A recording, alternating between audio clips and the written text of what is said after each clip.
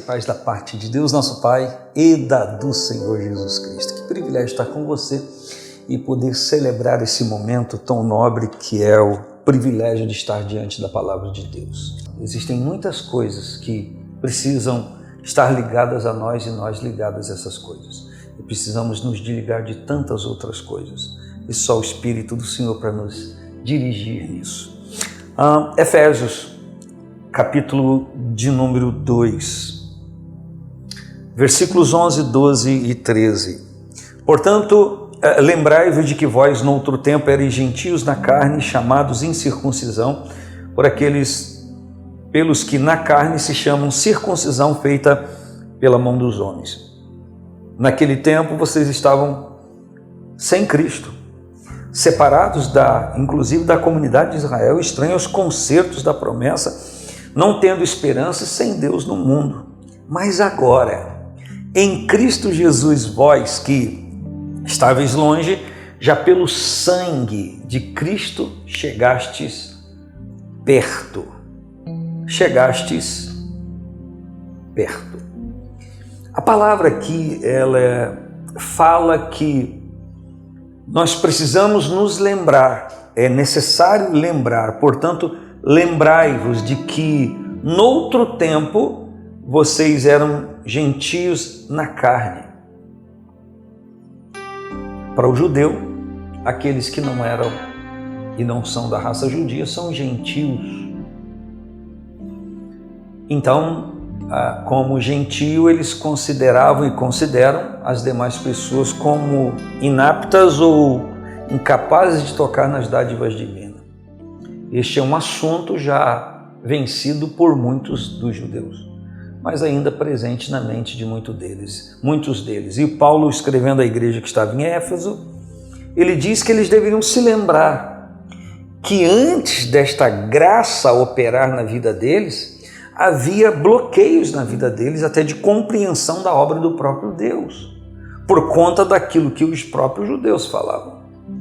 E a Bíblia diz que aqueles que eram chamados circuncisão na carne, que tinham a marca, como no prepúcio masculino, a pele cortada, desde lá como mandamento, ordenança dado a Abraão, que os filhos dele, a sua geração, fariam isso. Eu quero te lembrar que isso é para a nação judaica a partir de Abraão, não para a igreja. O corte do prepúcio do crente é aquele que desligou do mundo, cortou o relacionamento, soltou, desprendeu do pecado. É isso. E o batismo é uma alegoria de uma decisão feita em Cristo. Mas não é esse o meu assunto de hoje com você.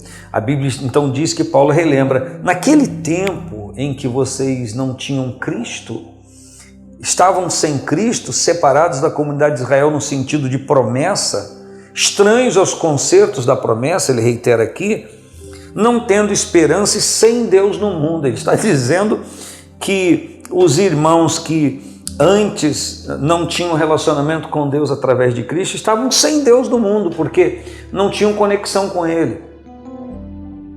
E o versículo 3 que eu quero abordar com você rapidinho, diz, mas agora, porém agora, em Cristo Jesus, eu estou escrevendo aqui, porque quando Paulo escreve aos Romanos no capítulo 8, ele diz, portanto agora, nenhuma condenação há para aqueles que estão em Cristo Jesus. Então agora, em Cristo Jesus, vós que estáveis longe, sem Deus no mundo, distantes de Deus, estavam longe do Senhor, já pelo sangue de Cristo chegastes perto.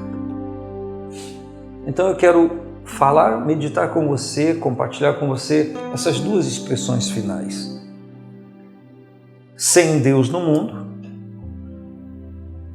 estáveis longe de Deus, distantes de Deus, mas agora a nova realidade é, pelo sangue de Cristo, chegastes perto.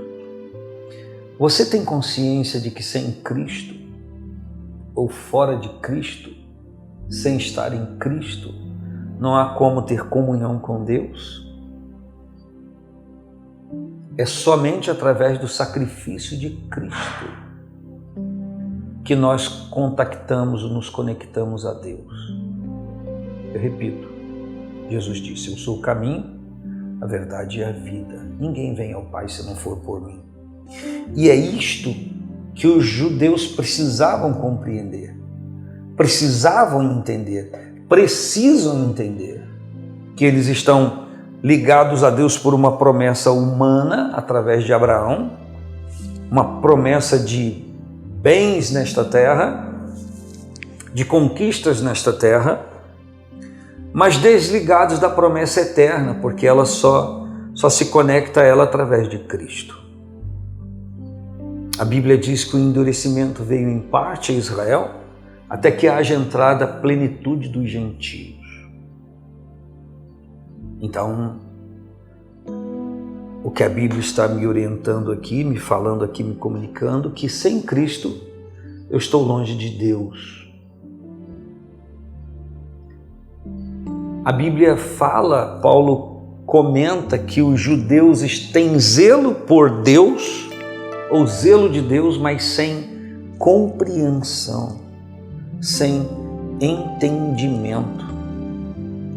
Então a Bíblia está nos desafiando, nos chamando a entender a obra que Deus tem feito na nossa vida. E como que nós vamos entender? Uma das formas mais clássicas de se entender isso é exatamente esses dois pontos finais que eu estou falando com você. Primeiro, estar sem Deus no mundo, longe de Deus, estáveis longe. Segunda coisa, já pelo sangue de Cristo chegastes perto. Como que eu compreendo efetivamente que esta obra divina encontrou lugar na minha vida, que eu acolhi esta graça, quando eu entendo e compreendo que eu estou perto de Deus, que eu estou me aproximando de Deus. E aí você poderia perguntar, mas como vou saber disso? É justamente o assunto aí, as evidências da salvação. Estando perto de Deus, eu não estou longe. Viu como é que eu estou bom de raciocínio hoje? Estando perto de Deus, coisas divinas acontecem na minha vida.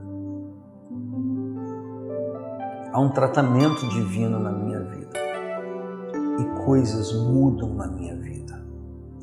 Por essa proximidade de Deus, que eu percebo, sinto e me movo, eu tenho poder e autoridade de mudar naquilo que sou conscientizado pela palavra, no Espírito.